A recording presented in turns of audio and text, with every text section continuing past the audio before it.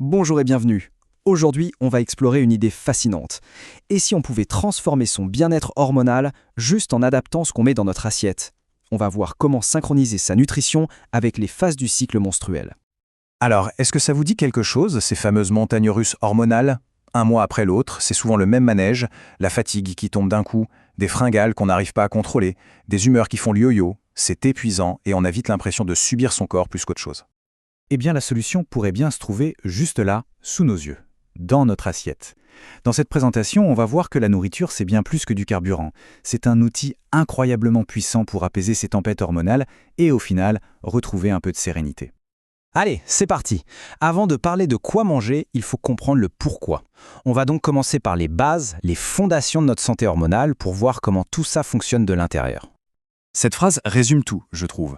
Pensez-y, les hormones, comme les œstrogènes ou la progestérone, ne sortent pas de nulle part. Le corps les fabrique, avec ce qu'on lui donne à manger. Donc oui, l'alimentation, c'est littéralement le point de départ de tout équilibre hormonal. Alors, parlons d'un organe clé, le foie. C'est un peu l'équipe de nettoyage de notre corps. Son job, c'est de filtrer et d'éliminer les hormones qui ont déjà fait leur travail. Et là, notre alimentation joue un rôle direct. Soit on lui donne un coup de main avec des aliments comme le brocoli ou l'avocat, soit on lui met des bâtons dans les roues avec des aliments transformés ou de l'alcool. Et un foie surchargé, ça peut directement se traduire par un syndrome prémenstruel plus intense. Un autre grand perturbateur, c'est ça, les montagnes russes de la glycémie. Vous savez, quand on mange quelque chose de très sucré, hop, le sucre sanguin monte en flèche, le corps panique un peu, envoie une grosse dose d'insuline et crash, on se retrouve en chute libre, complètement à plat. Ce yo-yo permanent, ça met un bazar pas possible dans nos hormones. Bon, maintenant qu'on a vu les grands principes, passons à la pratique. Comment on applique tout ça au quotidien?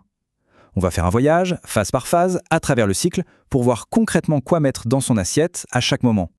On commence logiquement avec la phase 1, la phase des règles. Là, le corps a deux missions principales. D'abord, se refaire une santé après la perte de sang et ensuite calmer l'inflammation, qui est souvent à l'origine des crampes. C'est vraiment un moment où l'objectif n'est pas la performance, mais plutôt la douceur et la reconstruction. Concrètement, qu'est-ce qu'on met dans l'assiette? On va privilégier tout ce qui est riche en fer, comme les lentilles. On mise aussi sur les bons gras, les fameux oméga 3, de super anti-inflammatoires. Et puis le magnésium A, le chocolat noir, pour détendre les muscles. À l'inverse, on essaie de mettre la pédale douce sur le sucre ou l'alcool. Et puis après les règles, vient la phase folliculaire. L'énergie remonte, on se sent renaître. L'objectif nutritionnel change complètement. Le corps est en mode chantier.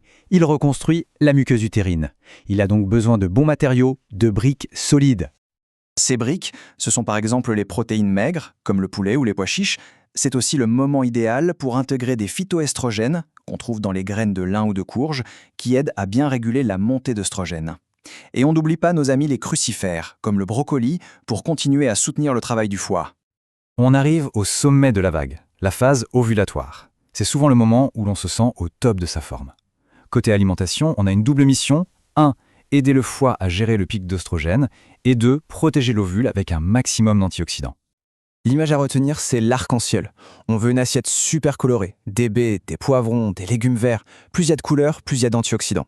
On mise aussi à fond sur les fibres pour que tout le système digestif fonctionne bien et aide à l'élimination des hormones. Et on entame la dernière ligne droite, la fameuse phase lutéale. C'est la phase prémenstruelle, celle que beaucoup redoutent un peu. Mais bonne nouvelle, l'alimentation peut vraiment changer la donne. L'idée, c'est de soutenir la production de sérotonine, l'hormone du bien-être, pour stabiliser l'humeur. Et pour les fragnales, ce n'est pas dans la tête, c'est un vrai besoin du corps. Nos meilleurs alliés pendant cette phase, les glucides complexes, la patate douce, les courges, ils vont nous donner de l'énergie de façon stable, sans les pics et les chutes. Et en plus, ils aident à fabriquer de la sérotonine. On continue aussi avec le magnésium, l'avocat, les noix et la vitamine B6 pour apaiser le système nerveux. Voilà un super tableau pour récapituler tout ça. C'est une sorte de pense-bête, un guide pour s'y retrouver. Mais attention, ce n'est pas une règle rigide. Le plus important, ça reste de s'écouter. C'est un point de départ, mais les sensations personnelles priment toujours. Ok, on a parlé du foie, des hormones, mais il y a un autre acteur majeur dans cette histoire. Un personnage un peu secret dont on ne parle pas assez. Notre intestin. Et plus précisément, notre microbiote. Alors attention, nouveau mot, l'estrobolome. En gros, c'est un groupe de bactéries dans notre intestin qui a un job très spécifique, gérer les estrogènes. C'est lui qui décide si une hormone usagée doit être évacuée ou si elle est réabsorbée et remise en circulation. Vous imaginez bien que s'il ne fait pas bien son travail, ça peut vite mener à un surplus d'œstrogènes. Alors, comment on prend soin de cette super équipe de bactéries? C'est assez simple. Il faut bien les nourrir avec des prébiotiques, l'ail, l'oignon par exemple, et des probiotiques, comme le kéfir ou la choucroute. Et bien sûr, il faut s'assurer que la sortie est bien dégagée. Donc, boire de l'eau, manger des fibres et bouger. Un point vraiment important avant de continuer. Tout ce qu'on vient de voir est un outil de soutien formidable, vraiment. Mais ça ne remplace en aucun cas un avis médical. Si on fait face à des conditions plus spécifiques comme le SOPK ou l'endométriose, cette approche est un complément, mais le suivi par un professionnel de santé reste absolument primordial. Au final, le grand changement, c'est de voir la nourriture différemment. Ce n'est plus juste une question de calories ou de règles à suivre. Chaque repas, chaque bouchée devient une conversation avec son corps. C'est une occasion de lui donner ce dont il a besoin, de se faire du bien. Et ça nous amène à la question finale, peut-être la plus importante. Et si on commençait simplement par écouter? Qu'est-ce que notre corps essaye de nous dire? Apprendre à décoder ces signaux, c'est vraiment la première étape pour reprendre le pouvoir sur son bien-être.